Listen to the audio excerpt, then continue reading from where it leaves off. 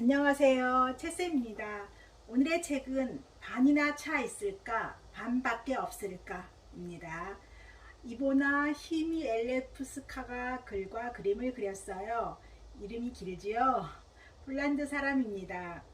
책을 펼치면 제일 앞장에 이렇게 쓰여 있답니다.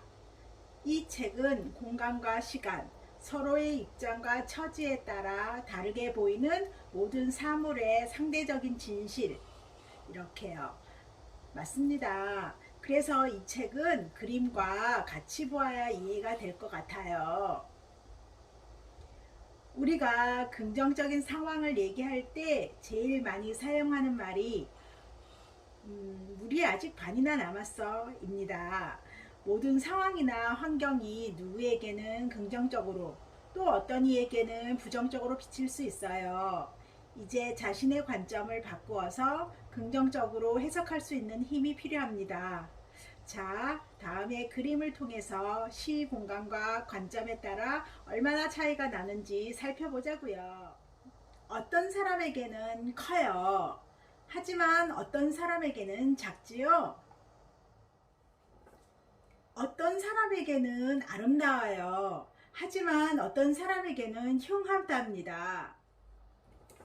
어떤 사람에게는 부자로 보여요. 하지만 어떤 사람에게는 가난하게 보입니다. 어떤 사람에게는 높아요. 하지만 어떤 사람에게는 낮아요.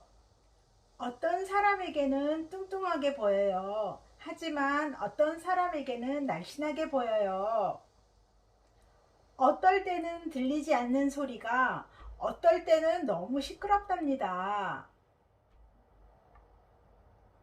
어떤 사람에게는 어둡답니다. 하지만 어떤 사람에게는 밝지요. 어떤 사람에게는 쉬워요. 하지만 어떤 사람에게는 어렵답니다.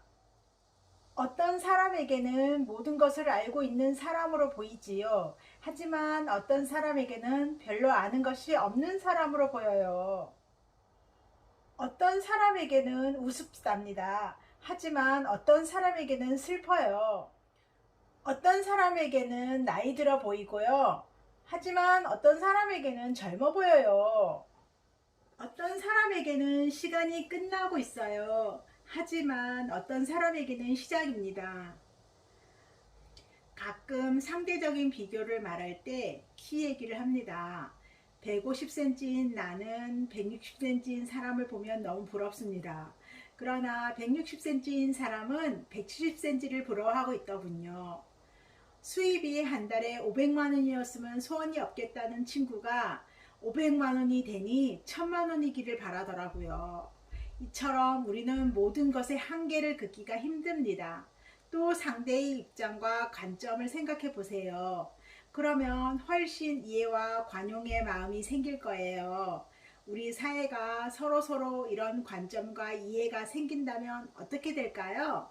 아마 이 세상은 더욱 아름다워질 거예요. 오늘도 들어주셔서 감사합니다.